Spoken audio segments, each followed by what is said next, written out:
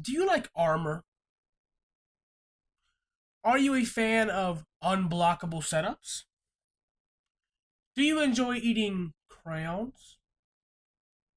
Then HAVIK is the character for you.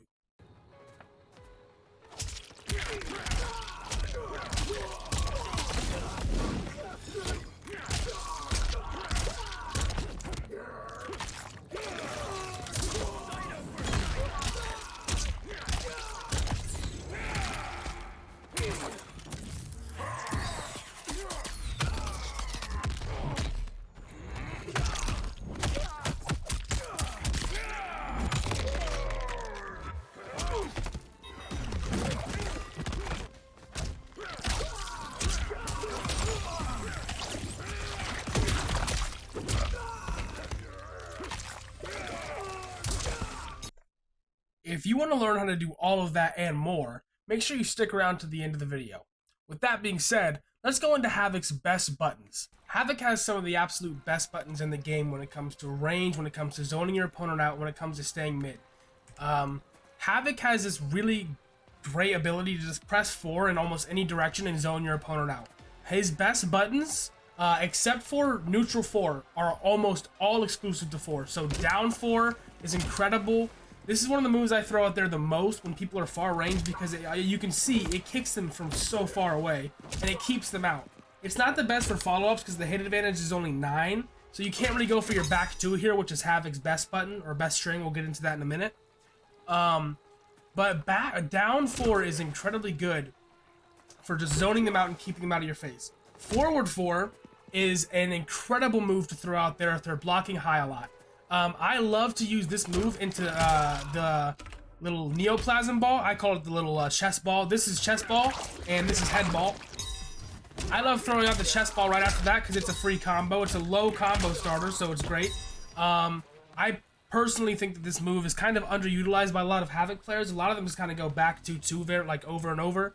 I recommend going for this quite often, honestly, because then they'll start blocking low more often. The more they think about blocking low, the more chance you'll have to hit them with your overheads. HAVIK has a really good sweep. It's very long distance, so I can hit him from here, but from here, I'm very far away from it. I can just hit him with it and knock him down. So this is really good for just pressuring them. You can sweep them from afar. Once again, very far range low. Like I said, he's just incredible at keeping them in this mid range. And you want to be in this mid-range at all times because back 2. Back 2 is his advancing mid, and it is absolutely incredible. It's his best string starter. It's his best button, and honestly, yeah, it's just HAVIK's best button. This is the button that you should be going for the most. It's just back 2 too. I mean, it is a string, but you're usually just going to always finish the string out with something, so HAVIK's game plan really involves staying in this range right here, baiting these back 2s. You're going to want to just back up a lot, hit them with these buttons, just keep backing up, keep staying around this range right here. If they're advancing on you a lot, let's say you're fighting a Johnny Cage, he's wave dashing you a whole bunch. Back up, hit him with down 4s, hit him with down 4s. Eventually you'll start low blocking. And when he starts doing that, you can start using your back 2s. So he's low blocking, I'll use my advancing mid and we can start my mix. I have strikers, so I can go ahead and start doing stuff like this with overheads and such, but that's cameo stuff, that's all for later. Those are really HAVIK's best buttons. His down 2 kind of sucks. His down 1 is pretty bad. One notable button that I like to use instead of down 1 is down 3. It has a lot more hit advantage, and it sets up for your it has perfect hit advantage for your back 2. So you can throw one of these out and then just immediately back 2, and it's guaranteed to hit because of the hit advantage. So I personally like to throw this out more. Back 1 or down 1 is obviously like used sometimes. It's obviously like decent for taking your turn back, but it's not as good as it's been in previous NetherRealm titles in this game. So I personally would rather use down 3 and stay a little bit further away from my opponent.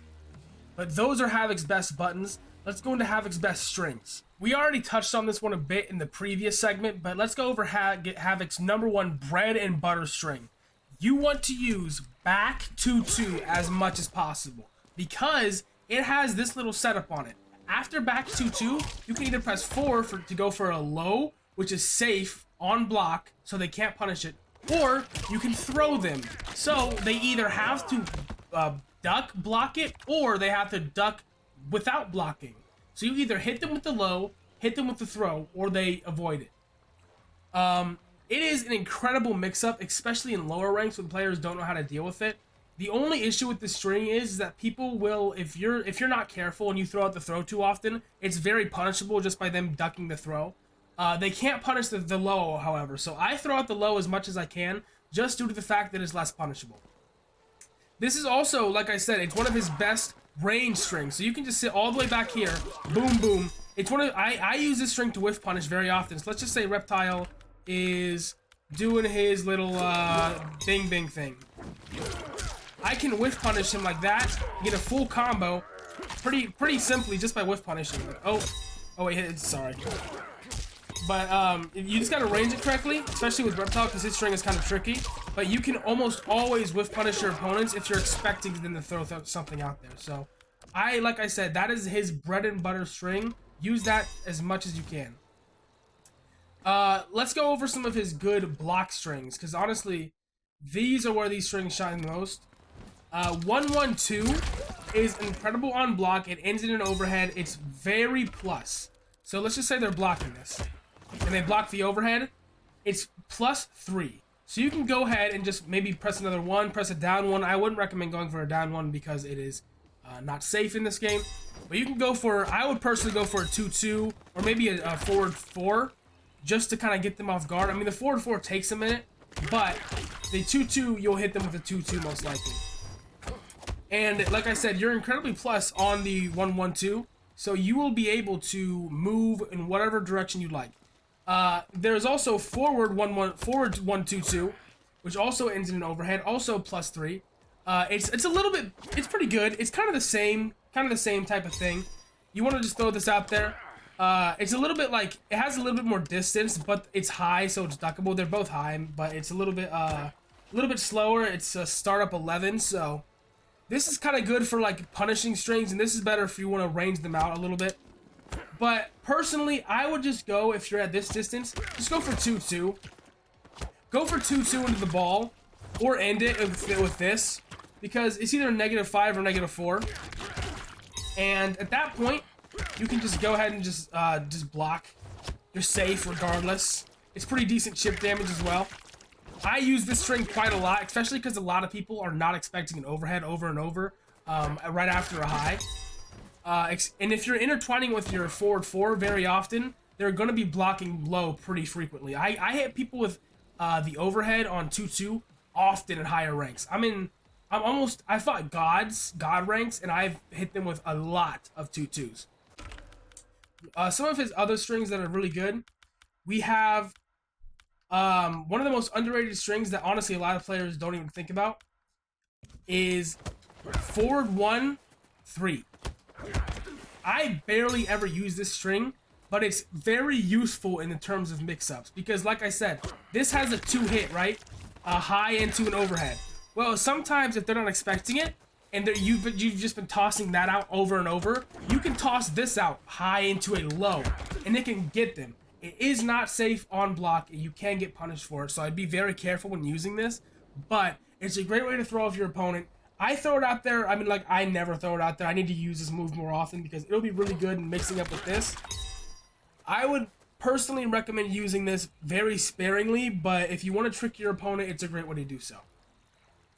That's really it for his strings. HAVIK has a lot of really good strings in this game. A lot of them end in overheads. He has a couple of good lows, but mostly overheads. He's just, what I would recommend you do on a HAVIK, people are going to start blocking your little forward 4 and 2-2 strategy.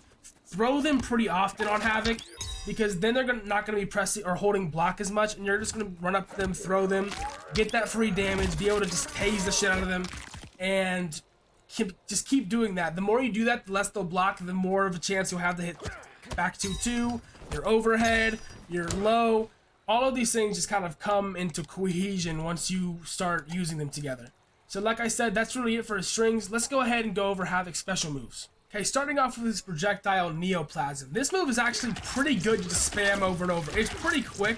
It is duckable because it's a high, but if you enhance it, it does a weird little thing. It becomes a mid. So I like to just throw this out there every now and then if I'm fighting a zoner or if I just want to be annoying. It's just an odd looking projectile. It's pretty good, and this is the move that you'll be using a lot when they're not blocking to get a meterless launcher.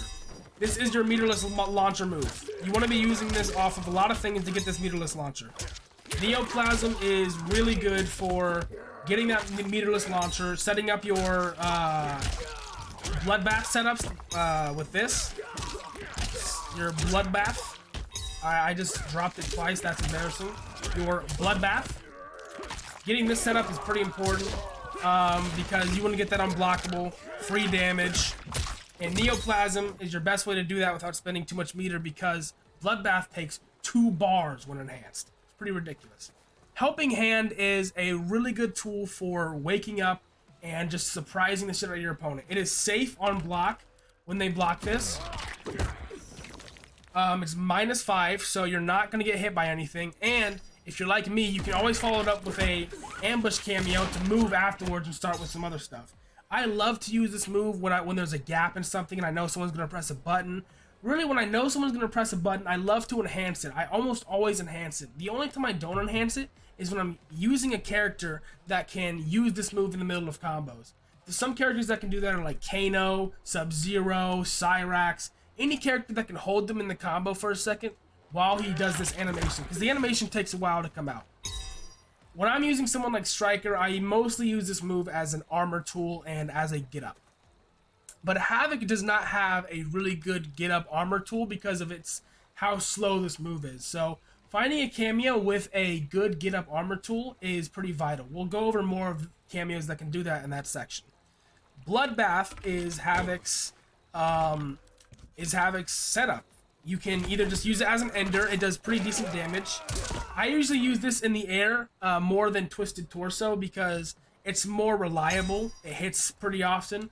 And like I said, if you enhance this, you get a 2-bar little setup here where you can just get some free unblockable damage.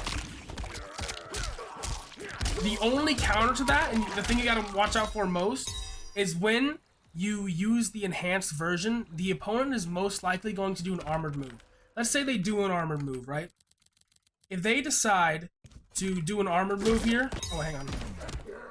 If they decide to do an armored move here, and I decide to go for the little breaker, it doesn't work because my little neck breaker hit his armor. That's why I love to use a cameo that has the ability to break their armor immediately. I'm honestly not sure if Stryker can on rep. Yeah, he can. I just want to make sure. He just broke his armor for me, and now I can go ahead and get my damage for free. So that move is really good for HAVIK's setups. You basically get like a free 20 to 30% every time, depending on where you're hitting them. If it's mid-screen or in the corner, it is really, really annoying to get hit with when you're fighting HAVIK. So I definitely recommend using that move to end combos in the air and to set up your little unblockable bullshit. Seeking Neoplasm is one of my favorite projectiles in the game. It's like Darkseid's little enhanced projectile from Injustice 1. Let me turn Get Up off. And it covers the whole screen basically. It's absolutely incredibly annoying. And if they get hit by it, they get launched. I love just throwing this move out there because if they decide to hit you, let me like do this real quick. It's still out there.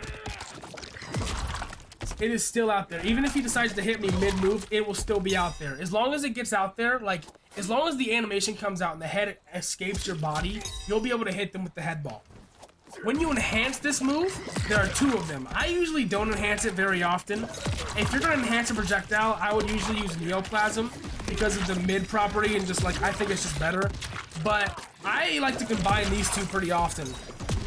One more fun thing with this projectile is you can combine them like that.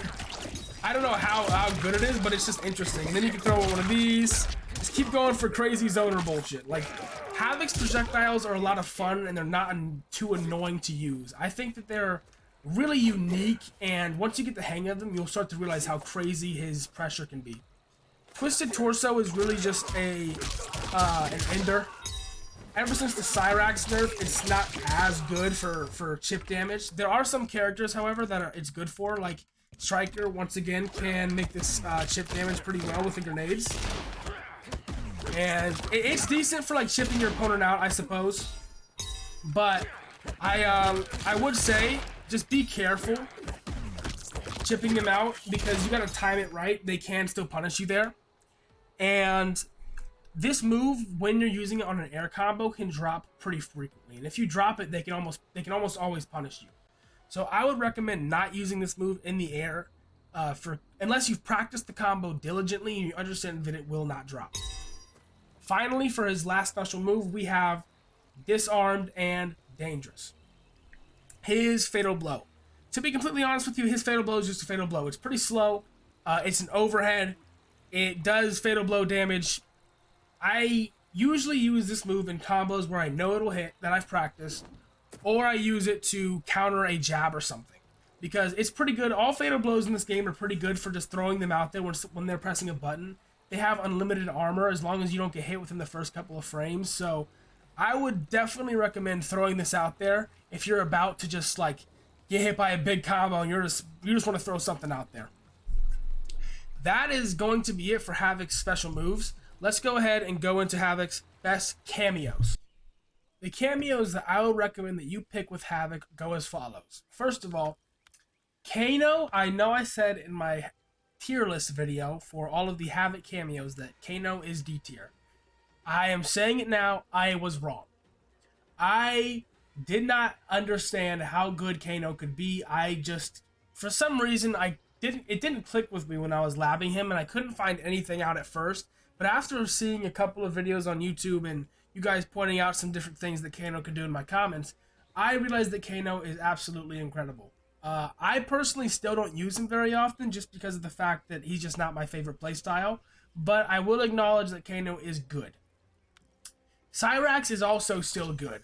His nerf definitely took a toll, but the fact that Cyrax can still combo from HAVIK's little roll and the enhanced roll and continue doing stuff like that, just keep them in the air, is really good for pressure. You can keep them very far away from you when you have the tether on them and basically get a free unblockable. So Cyrax is still pretty good for HAVIK. Sektor is absolutely busted for HAVIK. I think that Sektor is insane. In the corner, Sektor has the most damaging restands in the entire game. You saw that combo in the beginning of the video. You can kill someone in 3 combos with Sektor. He is a beast. I recommend Sektor if you want to have corner pressure and oppression in the corner. I'm telling you, he's not the best mid-screen in terms of the restands and stuff because it just kind of hits them further away. But the missile is decent mid-screen, and the teleport is really good against zoners. So Sektor is a beast. I definitely recommend him. Frost and Sub-Zero kind of go in the same category. They have a freeze. They're very good for extending the arm combo. Frost is really good because her freeze is a low, and having a low with HAVIK is really good for mix-up, especially in the early ranks. But the only reason I would stray against using it too often is because if they block that low, you're kind of screwed. It's punishable, and people start blocking that low pretty often. So I would just be wary about Frost, but she's still definitely a very good option. Sub-Zero is like Frost, but a little bit more combo heavy. He doesn't have the low, but he makes your projectile game so much better because he can give you that ice shield, and you can sit back, spam your projectiles with it on, and they can't hit you. His freeze is a little bit better because you can use it further in your combos and get even more damage, like the beginner or the intro combo I showed you guys with Sub-Zero. You can do a lot more with him and his freeze. Stryker is my favorite cameo for HAVIK. Personally, him and Sektor are my favorites just because of the fact that Stryker has an even easier restand to hit than Sektor's, and the 2 grenades are absolutely insane for breaking armor. I think that the 2 grenades make Stryker an absolute disgusting pick for HAVIK due to the fact that you can just break armor over and over and over again. And the fact that you can have that low overhead is really underrated on Stryker. It gives HAVIK so much more mix-up options, and that is why I love him that much. But other than that, I personally don't use the other cameos too much. There are some decent ones, like Kung Lao could be decent if you use the low hat and go for the overhead stuff. Darius could be decent if you go for the grab into the kick. But the ones that I just listed are the ones that I would personally recommend. One honorable mention is Jax. due to the fact that he makes you the tankiest character in the entire game. And you can do some decent combos with his little air grab, especially with your low from your back 224. He has some decent options. So those are the cameos that I would recommend. Now, let me go ahead and show you some combos with these cameos.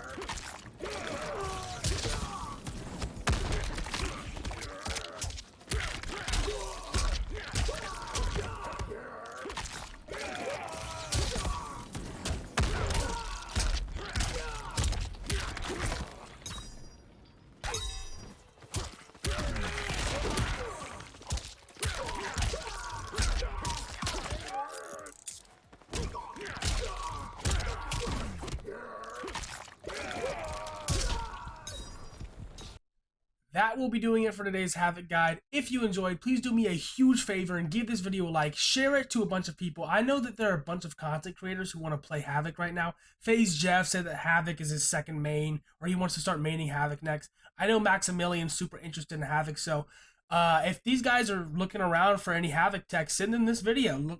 I would love for this video to get around. I think that this is a very comprehensive guide on how to play HAVIK, and there are probably some tech in here that I would hope most of you didn't know before you watch this video. So if you enjoyed, like I said, please give this video a like. Subscribe to my channel if you have not yet. I'm uploading daily videos. Hit the bell so you know when those videos are coming out.